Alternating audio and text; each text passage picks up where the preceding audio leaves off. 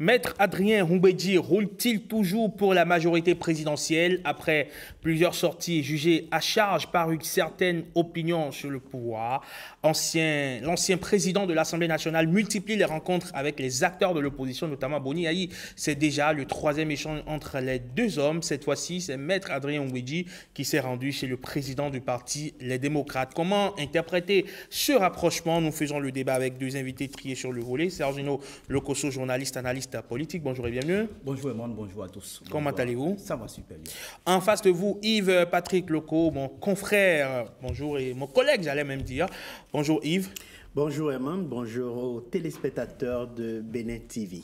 Vous êtes le responsable intérimaire de l'antenne régionale Ouémé Plateau, donc de la SRTB. Merci d'être avec nous ce matin sur Bonjour le Bénin. Sergio Lokosso, vous avez vu les images donc, de la communication du parti Les Démocrates, les images qui ont circulé où on voit Maître Adrien Goumbedji et Boni Yayi en tête-à-tête. C'est déjà le troisième échange entre les deux hommes. Qu'est-ce qui se trame selon vous? Je crois qu'au cœur de la société humaine, la politique se dresse comme le théâtre ultime du pouvoir et de la conquête du pouvoir. Dans l'histoire politique de notre pays, reconnaissez qu'il y a quand même des faits et des actes qui parfois sont étranges, où l'étrange côtoie le sérieux, où l'absurde côtoie le surnaturel et où les rivalités sont présentes et les divisions aussi.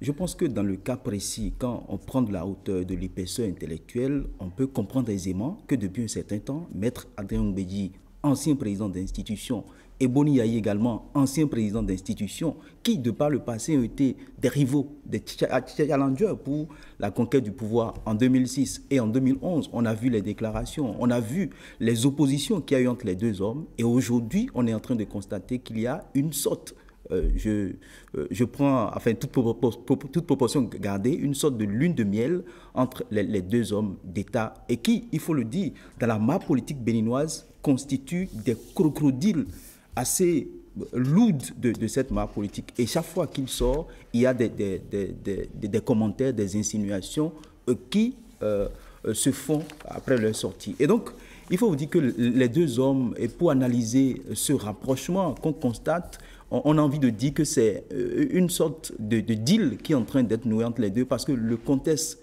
y est là. Nous sommes dans un contexte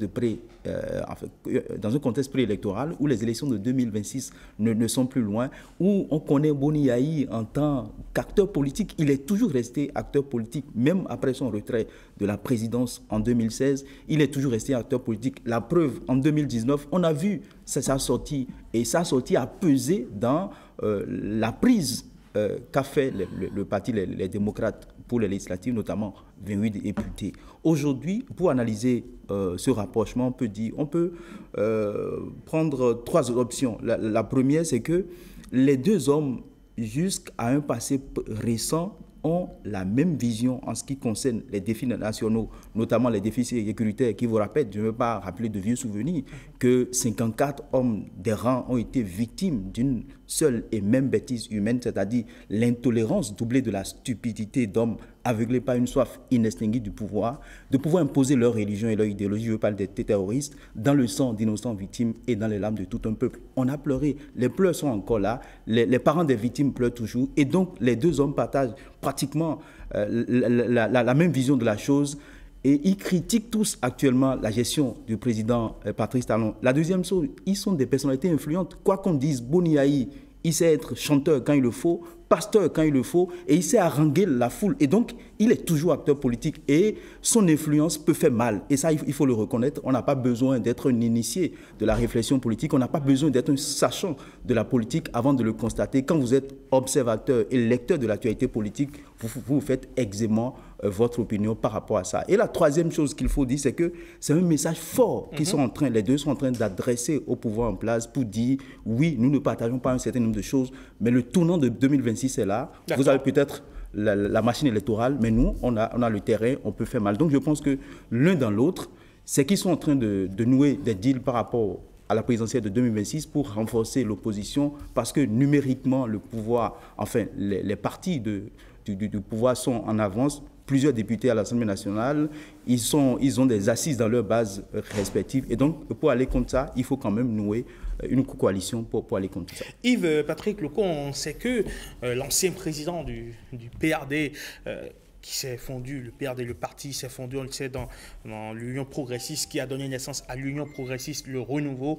depuis un certain temps, a commencé par prendre une certaine distance et a commencé par avoir une certaine position assez dure contre le régime du président Talon. Est-ce que le divorce est en train d'être totalement acté? Là, vous évoquez la sortie de début février quand Maître Adrien Humbedji a reçu les vœux de nouvel an de ses partisans. Et là, il s'est laissé aller à certaines déclarations. Il a parlé notamment de sa cohabitation entre IF avec le parti Union progressiste, le renouveau, puisqu'on sait qu'on doit le renouveau au PRD, parce que c'était initialement Union progressiste, UP. On sait qu'il a dénoncé un certain nombre de choses. Est-ce que tout de go, on peut dire que c'est un début de divorce qui s'annonce? C'est peut-être non, c'est peut-être sur les réseaux sociaux, c'est peut-être les analystes, c'est peut-être les journalistes qui sont peut-être vite allés en besogne. Ce qui est sûr, c'est que Maître Adrien Humbedji a l'habitude de ne pas cacher ses impressions. Et ce rapprochement avec Boni Yayi, 8 mois des premiers scrutins de l'année électorale 2026 pourrait peut-être s'analyser sous un angle d'un dialogue d'union nationale, on peut le dire ainsi. Parce que c'est avec Boni Yayi qu'on a vu aujourd'hui Humbedji. Ils ont discuté pas 3 fois déjà. Et peut-être que d'autres rencontres sont prévues entre Maître Adrien Humbedji et d'autres acteurs de l'échiquier politique national. Ce n'est pas à exclure. Mais quand on sait, quand on se souvient des chars de Porto Novo en 2011, quand on se souvient de la déclaration du député Augustin Aranvoebla en 2011 qui proclamait Maître Adrien Humbedji, président de la République, je ne sais pas si vous vous souvenez. Absolument. Voilà, si on se rappelle les challenges de 2006 et de 2011 qui ont opposé Boni Yayi à Maître Adrien Humbedji, on peut dire que c'est tout bénef pour la nation que les deux hommes se parlent. C'est vrai qu'ils se sont retrouvés brièvement en 2016 pour supporter la candidature du banquier et de l'ex-banquier d'affaires Lionel Zinsou. Voilà, l'ex-banquier d'affaires Lionel Zinsou. Il est un banquier d'affaires. Voilà, si on considère qu'il est à la retraite. Donc, c'est dire qu'il faut que tout compte fait, la République se parle. Et je crois que dans le même ordre d'idée, le médiateur de la République, lundi surpassé, s'est rendu au domicile situé quartier Adjinan de Maître Adrien Humbedji pour discuter, même si rien n'a filtré de cette rencontre, le même médiateur qui allait voir Boni Yayi. C'est dire qu'il faut que la République se parle et Maître Adrien Humbedji est dans cette démarche. Pourquoi pas ne pas ne pas le voir dans les jours à venir aller rencontrer des acteurs de la mouvance présidentielle. Très bien. Alors, il faut que les acteurs se parlent, c'est une certitude, Sergino Lokosso, mais quand on sait que les deux acteurs concernés dans le cas d'espèce, il y a l'un qui a pendant longtemps participé à la gestion du pouvoir, parce que son parti politique est un parti prenante de la majorité présidentielle, et un autre acteur de l'opposition, et qu'on sait que c'est à 1 an de la fin du pouvoir de l'actuel régime que Maître Adrien Humbedji a commencé par faire certaines dénonciations. On est quand même en droit de penser qu'il est en train de faire un revirement. Oui, ceux qui le pensent, on ne peut pas les conduire à l'abattoir pour ça. Mais ce que je sais, c'est que leur alliance peut favoriser la cohésion sociale et le dialogue constructif, comme il a dit. Mais l'autre chose qu'il ne faut pas oublier, nous sommes en politique. Et en politique, les faits ne parlent qu'aux esprits avertis. Et donc, il ne faut pas prendre ça à la légère. Il ne faut pas analyser leur rapprochement au premier degré. Il faut aller au fond. Et aller au fond, c'est que ceux qui pensent que c'est un rapprochement, dans le cadre des élections de 2026, ils n'ont pas tort. Ils ont peut-être pris de l'avance par rapport à leur analyse, mais ce que je sais, c'est que les deux hommes, ils ont des styles opposés, les approches ne sont pas les mêmes en matière politique, ils ont leur parcours, ils ont de différents parcours, mais quand il s'agit de ce rapprochement, je pense que c'est bénéfique pour la nation. Première chose, ça va faciliter la cohésion sociale. Ancien président de la République, on considère qu'il a une figure politique, une figure morale. Ancien, plusieurs fois président de l'Assemblée nationale, figure politique également, morale, et ils ont leur mot à dire en matière politique. Ça, je continue de le dire, on n'a pas besoin d'être initié à la réflexion politique avant de le savoir. Mais l'autre chose qu'il ne faut pas oublier, qu'il ne faut pas occulter, c'est que depuis un certain temps, Maître Adrien Goumbedji ne cache pas ses mots vis-à-vis de la gouvernance actuelle. Justement, pourquoi avoir attendu tout ce temps avant de commencer par écoutez, parler? Quelqu'un a dit sur un plateau de télévision, et j'ai envie de le répéter, qu'il a peut-être observé pendant longtemps, et c'est maintenant qu'il a quitté le mode avion pour activer son réseau, pour montrer que par rapport à un certain nombre de choses... À un an de la présidentielle, ça demeure quand même très stratégique. Écoutez, le timing des acteurs politiques est différent des timings de la population. Ça laisse à croire... Justement, ça laisse à croire que, oui, il ne veut plus faire le jeu de la mouvance présidentielle, qu'il est en train de prendre enfin, il se détache de la mouvance présidentielle avec sa base, parce qu'il continue de parler du UPRD, qui normalement ne devrait plus exister à cause de l'alliance entre l'UPR qui est Union Progressive, le Renouveau. Donc, ce que je dis, pour finir rapidement sur la question, c'est que je pense que si les deux hommes, si effectivement c'est un deal politique, c'est un rapprochement pour les élections de 2026, il va falloir que les deux hommes fassent table rase du passé, de ces rivalités, pour pouvoir effectivement... Alors, Yves, Patrick Loco, Maître Adrien Goumbedji continue justement de parler du PRD, le PRD qui, on le sait, n'existe plus parce que fondu et confondu désormais à l'Union Progressiste, le Renouveau. Comment est-ce qu'il s'en sort finalement?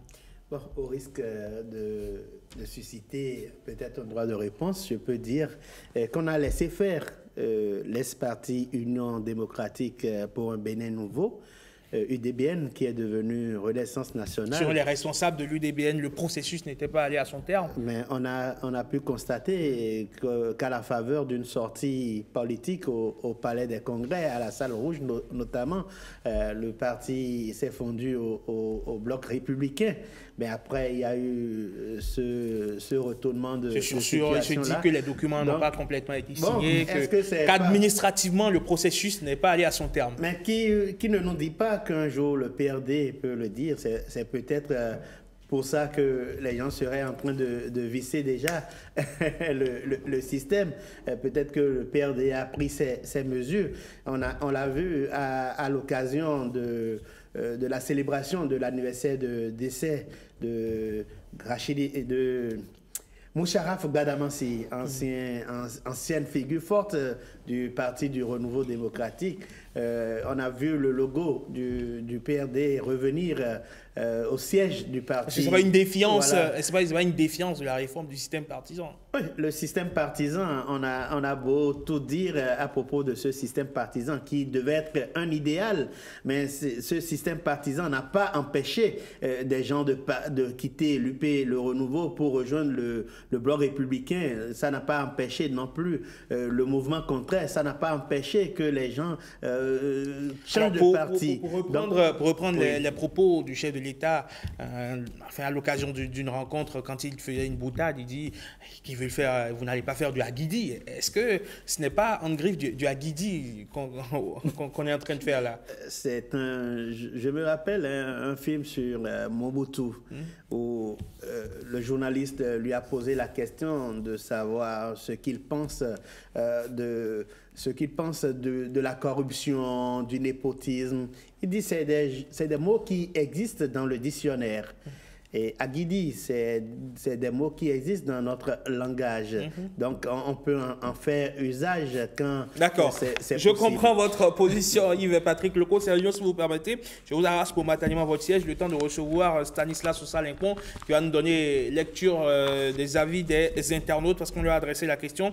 Que pensez-vous du rapprochement entre Maître Adrien Goumbedji et Boni Yayi? Voilà la question que nous leur avons adressée. On va suivre leurs avis. Stan, bonjour. Bonjour, Rodrigue Eman-Amegan, bonjour à tous. Vous avez 2 minutes pour nous livrer les avis des internautes. Exactement, 2 minutes, oui. Et commençons avec cet avis de Assi Roma qui déclare « Fraternité, justice, travail est devise du pays. Si le mot fraternité symbolise la famille, c'est déjà bien leur rapprochement. Les deux autres mots peuvent marquer 2026. Pour Laurel Fanou, ce rapprochement, ça peut beaucoup jouer en 2026. Bonjour le plateau, écrit notre ami Koumassa Maurice qui assure le rapprochement entre Adrien Ngwedi et Yahi Boni est plein de sens pour la jeune génération. Dans le passé, ils étaient des adversaires politiques, mais aujourd'hui, ils se retrouvent pour des situations politiques actuelles. En conclusion, leur rapprochement actuel est la preuve que la vie, surtout politique, est dynamique. Et Dustin Akpacho ne souhaite qu'une chose, oui, que ce rapprochement arrange le peuple. Nous voulons le pain et la paix. Ce sont nos papas qu'ils proposent des idées de paix et de cohésion nationale aux autorités actuelles. Didier Assogba soutient ceci, la politique de chez nous a toujours été comme ça. C'est à la veille des élections qu'on voit nos sages ensemble. Pour l'heure, le peuple a besoin de bonnes actions pour la sécurité et le bien-être, dit notre amour. Amor Marcelin Zinsou Nkanou apporte une nuance et jure ceci. Cette fois-ci, c'est clair que c'est pour une cause commune. Contraindre le gouvernement à la révision du code électoral ou au pire des cas, un mariage pour les élections générales de 2026 pour faire échec au plan du pouvoir en place. Jean-Baptiste Lokossou en fait une analyse profonde. Le rapprochement entre Maître Adrien Ngwedi et l'ancien président Boni Yahi suscite à la fois l'étonnement et l'intérêt dans l'espace politique béninois. Il constitue un événement à forte charge symbolique tant des deux figures ont incarné pendant plusieurs décennies des visions politiques distinctes, souvent antagonistes. Cette convergence, si elle est sincère et portée par une volonté commune de reconstruire le socle démocratique national, peut être perçue comme un signal fort en faveur de l'apaisement et de la réconciliation des élites politiques. Dans un contexte où les clivages idéologiques cèdent progressivement la place aux alliances stratégiques, une telle initiative pourrait ouvrir la voie à un renouveau du dialogue politique. Elle offrirait également une opportunité précieuse pour refonder le contrat social sur des bases plus inclusives et concertées dans l'intérêt supérieur de la nation. Toutefois,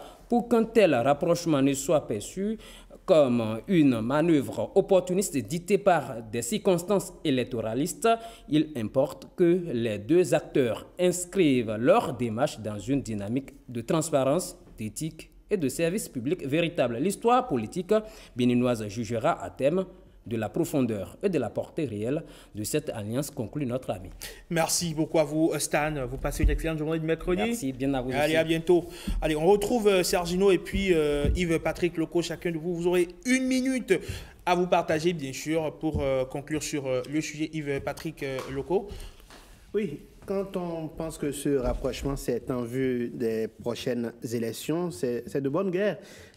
On annonce un accord politique entre les deux personnalités ou entre les formations politiques des deux personnalités.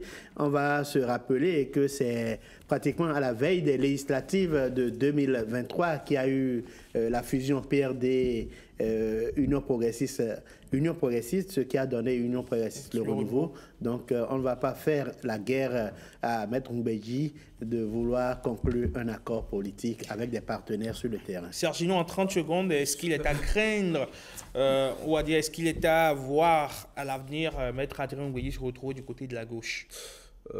Oui et non, ça dépend des options, ça dépend de ce que la gauche le présente, parce que nous sommes en politique, et en politique, ce sont les intérêts qui comptent, les postures et les positions sont changeantes, j'ai mal le dit, et parfois, quand la qualité vous fait faux bon, vous chercher la rédemption dans la entité, comme on le dit. Et j'ai envie, pour finir, de rappeler cette citation du patriarche Urbain Karim de la Silva, qui vit à Porto Novo, Patrimoine vivant, qui dit ceci dans l'un de ses ouvrages qu'il m'a offert il y a 2 ans ou 3 ans comme ça. Il dit ceci, je cite: « Le peuple dahoméen, aujourd'hui béninois, n'est pas rancunier, il ne nourrit aucun sentiment de vengeance, son destin est le sien, il entend bien l'assumer », fin de citation. Donc je pense que les acteurs politiques, nous sommes dans un contexte assez dangereux, et donc il faut que chacun, par son acte, puisse contribuer à renforcer la stabilité de notre pays. Je le dis toujours, La paix n'est pas l'absence de guerre et donc il va falloir que chacun puisse travailler pour que